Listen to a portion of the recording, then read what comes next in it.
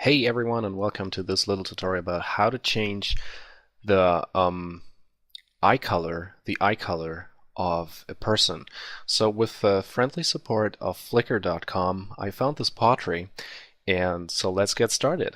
So we have that pottery shot here, and the first thing we want to do is we create a selection around the eyes. So to save time, I created a path around the eyes here, so I strongly recommend you watch the videos how to work with the pen tool and create selections. And I just created these two paths and I make a selection out of these. So right click, no feather radius, click OK.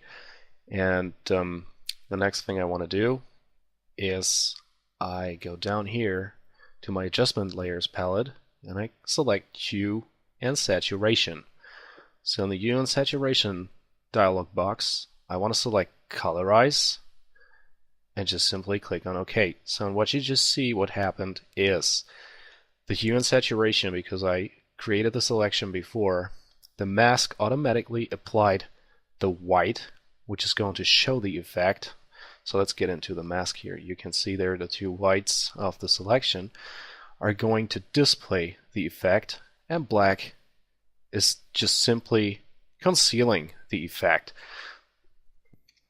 What you can do now is you can double click your hue and saturation adjustment layer and just simply colorize the eye to a certain color you want. You can play around with the saturation, of course, with the lightness. So I think that looks kind of nice. Click on OK, and the next thing we want to do is we duplicate the background layer. Alright, so just simply drag it down to that little icon here, or use the shortcut Control J on your keyboard. And now let's go to the mask again, select your brush tool and make sure the opacity and flow is set to 100 both. We get in, and as we can see, there is some of the hue and saturation in the pupil and the reflection. We don't want that.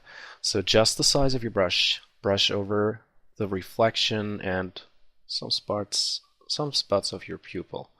So, and you do this on both eyes, just to get rid of the hue and saturation effect on both of these eyes. So this is how it's basically done. Now see the before and after effect. You can clearly see we changed the eye color, and the last thing we want to do is we want to push the eyes a little bit more out. So we're gonna select the copy background. Okay, we go into the eyes a little bit closer and we want to select the dodge tool. For the dodge tool, very important, no, sorry, first of all the burn tool. So very important is you want to select midtones for the range and exposure about 10, and just simply brush over the edge of the eye to darken the edge and to make the eye look more outstanding. So we're going to do this on both sides. So we emphasize the edge a little bit more, so you can do this a couple times up to a certain amount where you think, okay, now it looks good.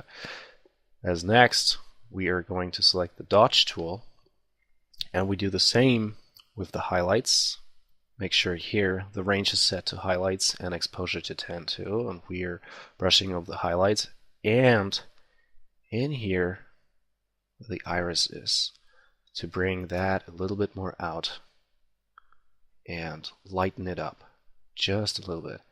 And after all, we go in here again and select the sponge tool. We set the mode to saturate, a flow of 10% again, and we are saturating the eye a little bit more, just like that. Alright, so once we zoom out, you can clearly see there's way more depth in the eyes now. So if you turn off this background copy, you can see now it looks flat. Now there's way more depth in it. So when yes, it's working even if you change the color of the eye. So for example, you're going to select red, give it a little bit more saturation, Bring the lightness down to give it a hazel brown looking effect. And even now, if you turn off this layer, it looks flat. And now you have way more depth in it. If you zoom out, and let's change the color of your choice. So that's how it's basically done. I hope this tutorial helps you a little bit, and see you all next time again.